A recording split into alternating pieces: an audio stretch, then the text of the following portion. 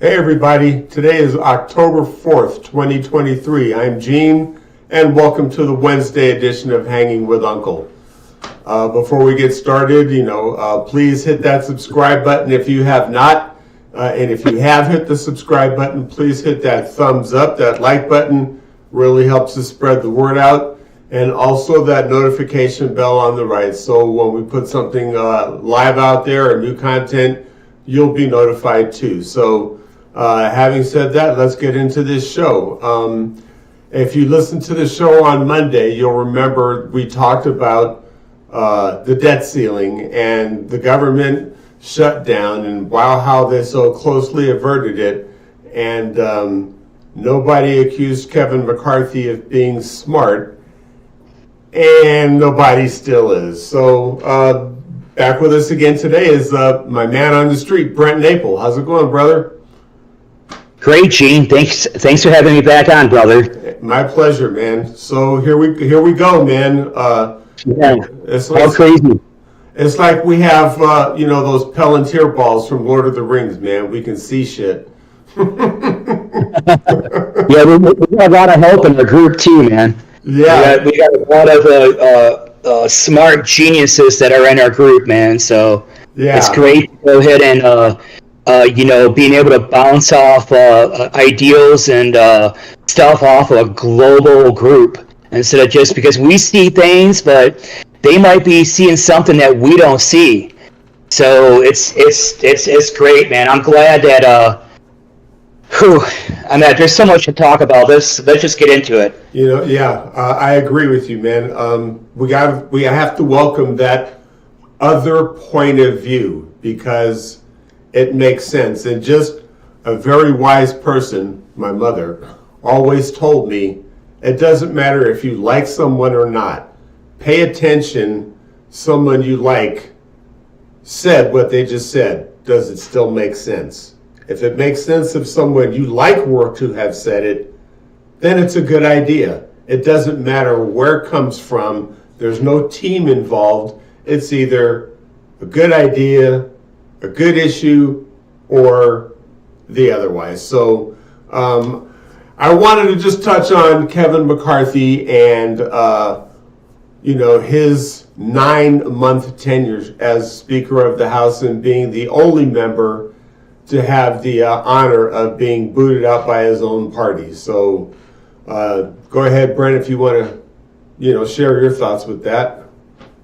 Yeah, what an honor, huh? If you're going to be a first, you might as well be the first goof off that got booted off as Speaker of the House. Right. And if you're going to live in anything, if you live in infamy, I guess it's living large for him. But his probably was, to me, it seemed like, he was kind of digging himself into a hole. And that if he couldn't contain his party from the get-go, and he knew there was a problem with 13 dudes, and I don't even know if there's any girls on that 13. Yeah, there's one. But, if there was a problem, you should have go ahead and started addressing it from the get-go. You got a party of over 200 people.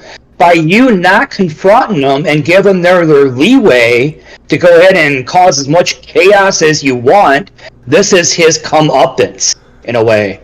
Right? I mean, he has no one to blame but himself. Normally, the rule was it took 20 members to sign to be part of this motion to have the Speaker's seat vacated.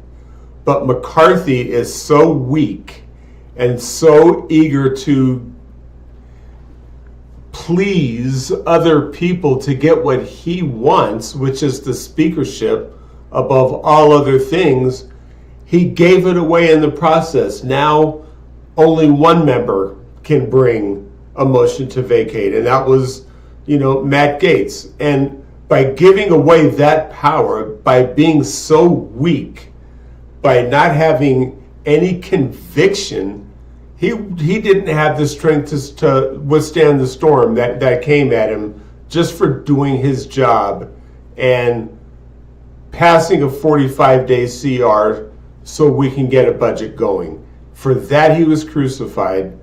And I want to know your thoughts on why, or if you think it was a good idea that all 212 Democrats voted against McCarthy to keep his speakership. So all 212 voted against him? All of them. So now remember, let me back this up 1 second, Brent, because I saw a headline on CNN of all places, right? That X amount of Republicans bailed to help Democrats get Kevin McCarthy out. Well, hold on. Why are you lying to me? Again, I'm not stupid. The motion was brought to the floor by a Republican, by Matt Gaetz. We wouldn't be here had that motion been brought up. So, again, I'm just tired of the narrative how Democrats are the ones that got Kevin McCarthy kicked out. Let's be real. So, I'm sorry, man. Okay, go ahead. Yeah, no, that's, so Kevin McCarthy needs conviction, needs to go ahead and be able to control the zoo that is known as the House there. And if he can't control them, how would he have any power or vision to control our country? Because he would be second in command in case there is an issue with continuity of government. That's what's so messed up about this. This is actually just collapsed one of our three branches of government, basically. We don't have, it's two parts. We need the Senate, we need the House. And if the House can't come together and vote or go in any direction, it doesn't matter what the Senate does. So this just collapsed our in a way, our three branches of government and weakened our continuity of government. So there's a big issue. I don't know if the pro tem could actually be the next second in command. Maybe he can. This is so many questions that pop up with this. It's like such uncharted waters. It's just crazy. So honestly, let's play the scenario out, okay? There's a simultaneous hit on President Biden and Vice President Harris. The speaker is next in line. So if that happens today, guess who is now president of the United States? I forgot his name. Yeah, who's the pro tem? I don't know. Would it be the pro tem? It would be whoever's sitting in that spot. Yeah, it would be the pro tem. So he basically, our president could be somebody through default.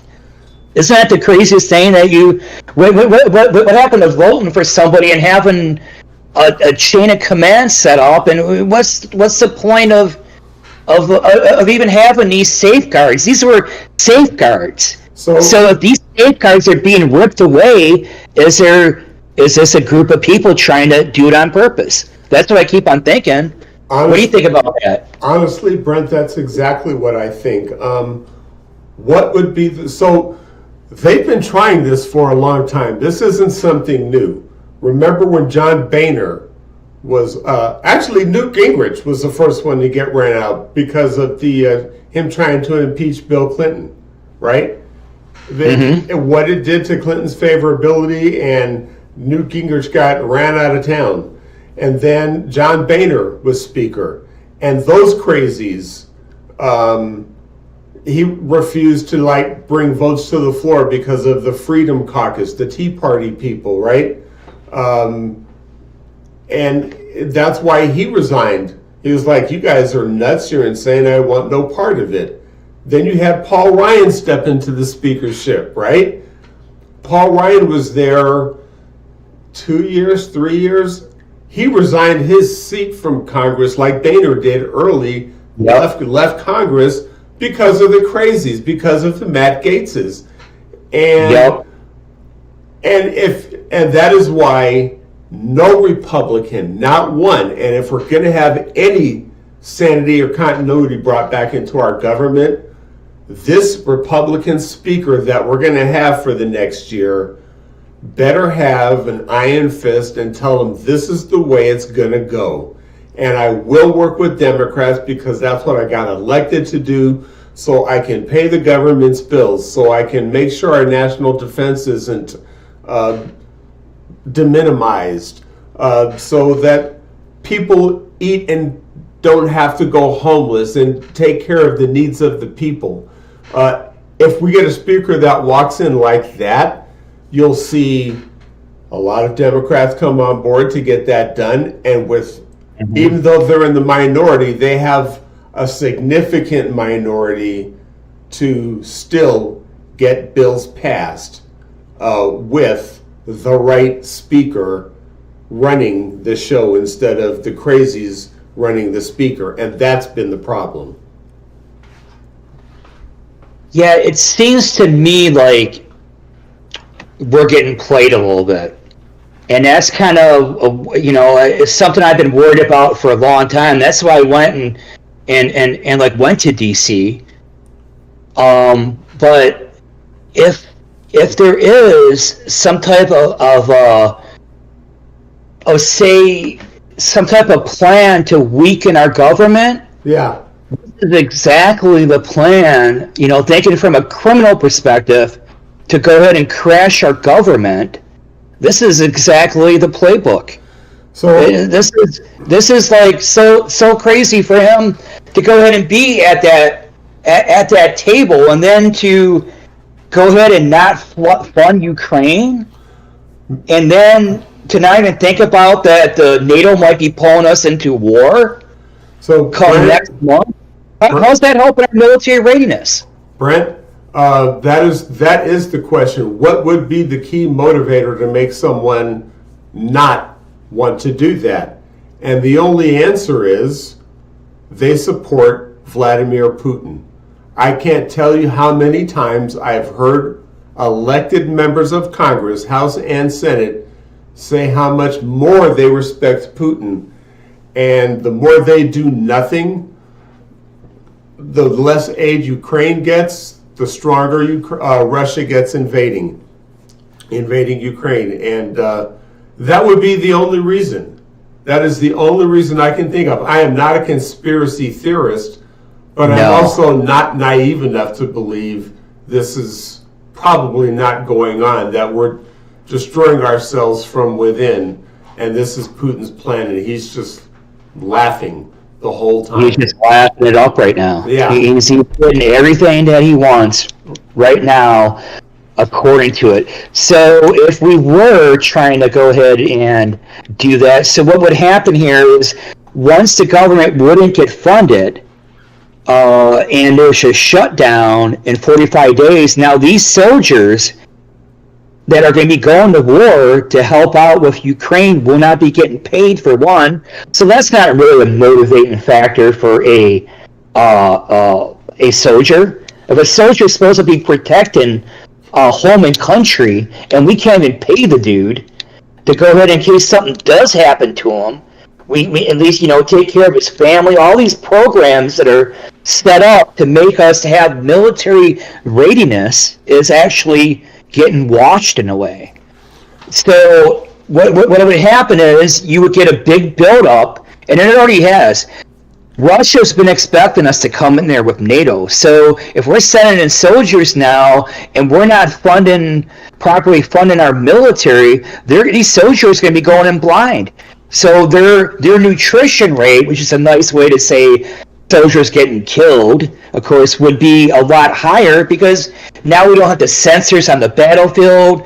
All these things that's supposed to be in place as we get ready to go ahead are just being collapsed. Well, so, honestly, I'm just going to say that I have not heard of any U.S. troops going to Ukraine, boots on the ground. All I have heard is that Ukraine wants the resources so they can fight for themselves. If the only way I could see U.S. troops getting involved is if Putin does something stupid like attacking a NATO nation, then it's all in.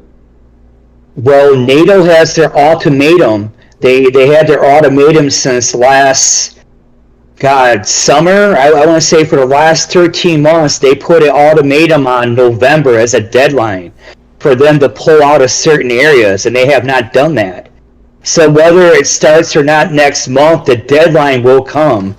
I think it's like probably November about 20th. I could actually look up the exact date, but that's why actually President Biden made the second declaration of war. The first declaration of war is special forces, special people getting on the ground, just to kind of surveying the war, trying to figure out what direction it's going in, blah, blah, blah.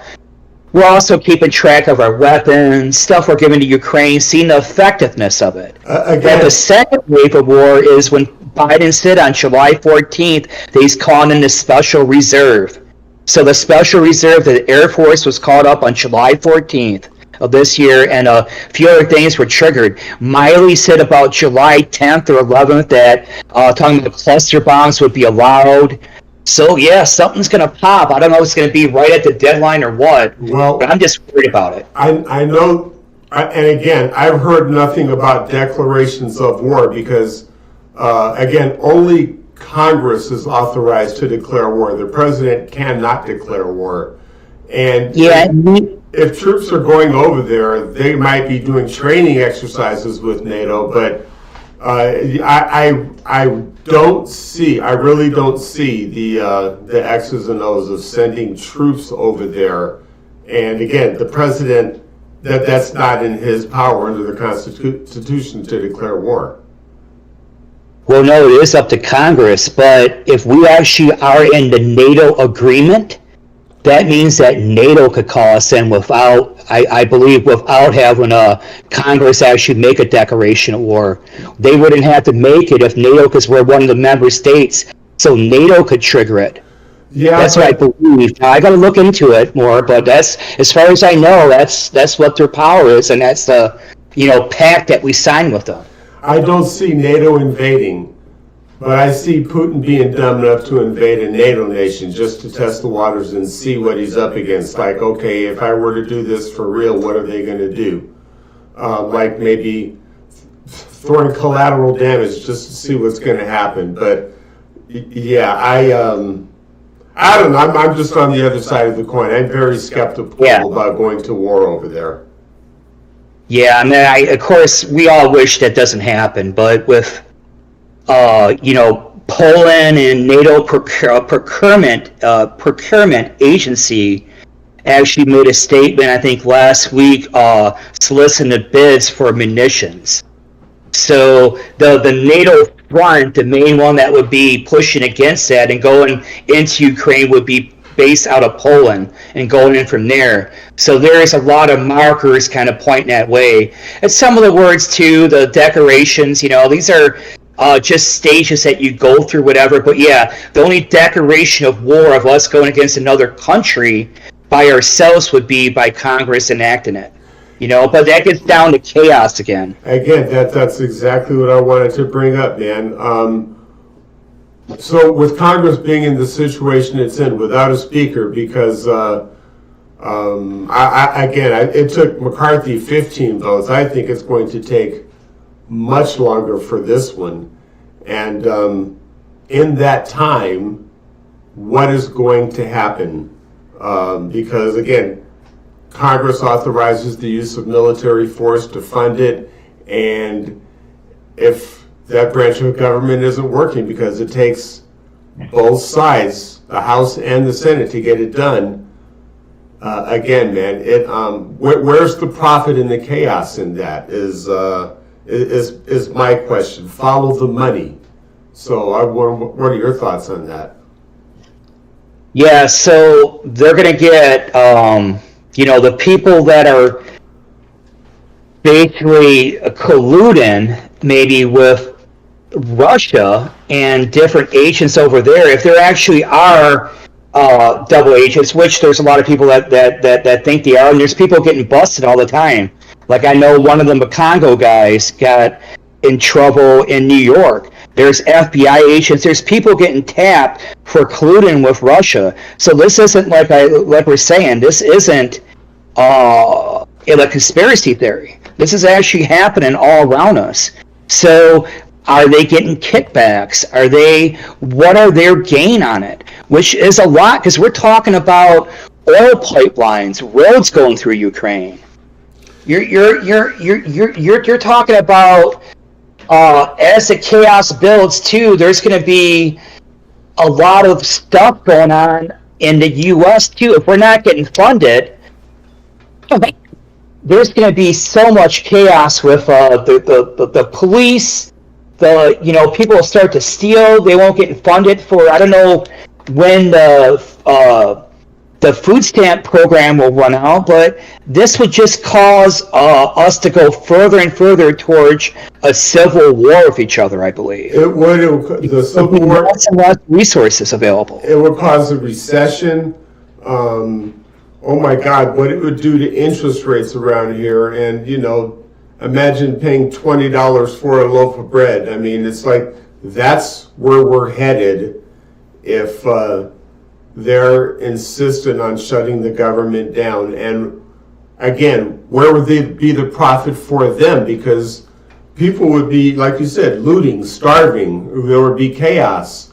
Where would be the profit in that for these people who are wanting to destroy our government from within?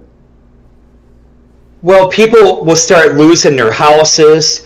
They'll be spending all their money to go ahead and buy basic necessities.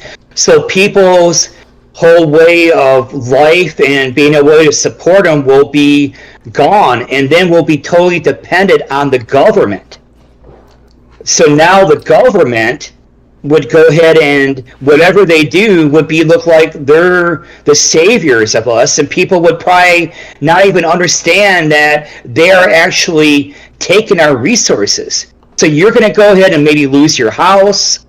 You could lose, there's so much you could lose of that. A loss of life for not being able to protect yourself if chaos ensues. Basically we'll be giving up everything to these people that we elected to protect us. And it's not just, like I said, it's a bigger issue. It's not just a Republican thing. It's a Republican problem, but mainly what's pushing it right now are the Republicans with this. And they keep on going over and over again the same hash with it. Yeah. But Biden could have been stepping in and enacting laws through his power. So he could be doing things like what did they call that with Trump when he kept on passing all these motions? Executive orders. Executive orders. Executive orders. So Biden needs to start thinking about, hey, the government's going to crash. Maybe how are they going to safeguard the people as much as he can right now? They were talking about a coin. A coin to fund the government, that platinum coin or worth $1 trillion or this or that. And there's options on the table, but he has to go ahead and start forming a team together to go ahead and address it, and then start telling people what he's going to do to help America, because now Americans are going to be scared. And it shouldn't just be it shouldn't just be his job. It should be people coming from all walks of life to help him. All right. This is our country. All right. So again, under the authority of the president, Biden cannot make laws. Only Congress has that authority. With his executive orders, he can make orders, but again, they only affect government agencies and institutions that receive government money, like these big defense contractors and stuff like that, and hospitals and schools, things like that. That's where he would have authority on executive orders, but that does not apply to the private sector. He can make all the executive orders they want. They'll just thumb their nose up at him, and there's nothing he can do about it. He can work with the private sector to say, look, this is where we're going. This is what I need you to do to help the economy. But how many of those guys are willing to help the economy versus what's in it for them? And, that's a whole nother topic, in my opinion, because I think, the top 1%, again, it's like they want to say food stamps is the issue when 1% of the country owns 90% of the wealth. I mean, really? Yeah, they're just deflecting. All our problems are because of this or that or the. They instead of they keep on blaming our institutions that's been around forever. I mean, food stamps weren't a problem 20, 30 years ago. No. Social Security wasn't a problem. The problem is people are raping it, and then they're not putting tax money back in to fund these programs. So if you're going from a 28% tax rate for corporate down to 20, well, how in the hell are you going to fund those programs? So if you're so worried about funding those programs, you could have been dealing with that right the first time. And the thing is, do you know how many working people still need assistance to live? So again, part of the chaos. My hat's off to Governor Newsom signing into law the $20 minimum wage for fast food workers. However, I'm going to ask everybody living in California, please tell me where right now in 2023 you can live on $20 an hour. Now, back in 1986, when I was working in Compton and I made $20 an hour, I could afford to buy a house then. It was an hour drive for me to commute because of the distance and the cost of living. But we are so far past that now. Please let me know where in California can you live on $20 an hour. Just asking, because it's wonderful you got a raise, but is it really covering the issue?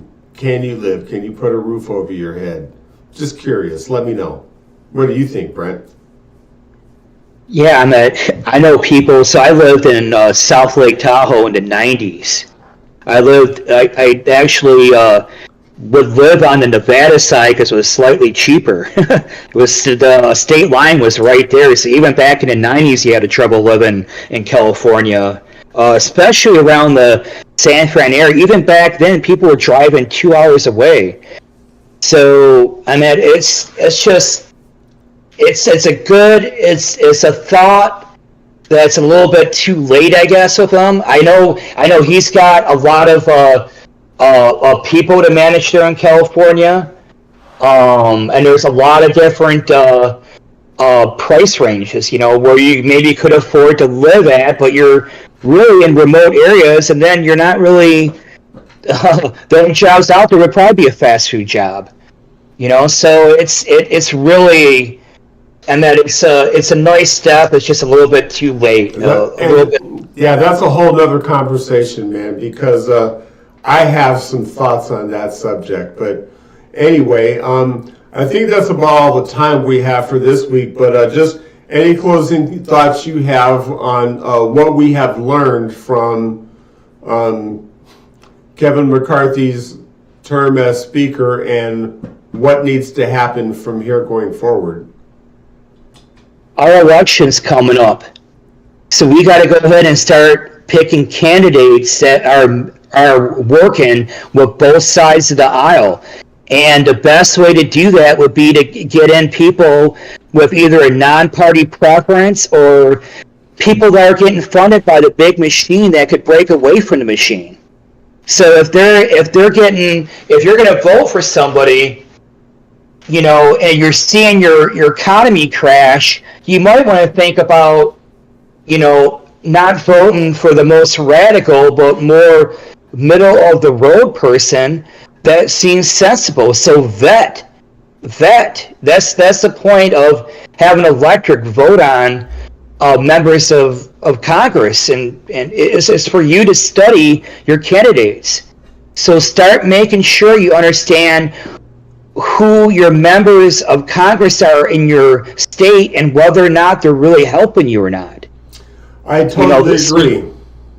I totally agree. One thing that I look at, I say every election, the right candidate is on the ballot, and he or she is probably the one not doing the best in fundraising because they're raising on the issues and Yep. think the economy works better with your money in your pocket and not theirs.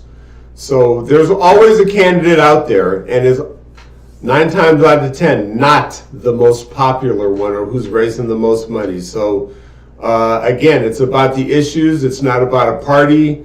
I could care less about a party. What are your feelings on Social Security? What are your feelings on universal health care? What are your feelings on a living wage? Those are the things that are important to me. Again, that's a whole nother conversation because we're out of time for that right now. But anyway, thank you again, Brent, for being on the show today. Yeah, man, it was great. I'm glad we got to talk about it again. It was funny. We talked about it on Monday, and we knew something was about to go down. And boy, this is something. I didn't expect it to be this quick, man. Holy cow! Right. Well, again, man. We got to deal with it. McCarthy's not smart. Yeah, now we got to deal with it. So that's all the time we have for this week. Thank you again, Brent. And Zane and I look forward to seeing you on Friday. Be good to one another. All right. And we'll see you then. Good night.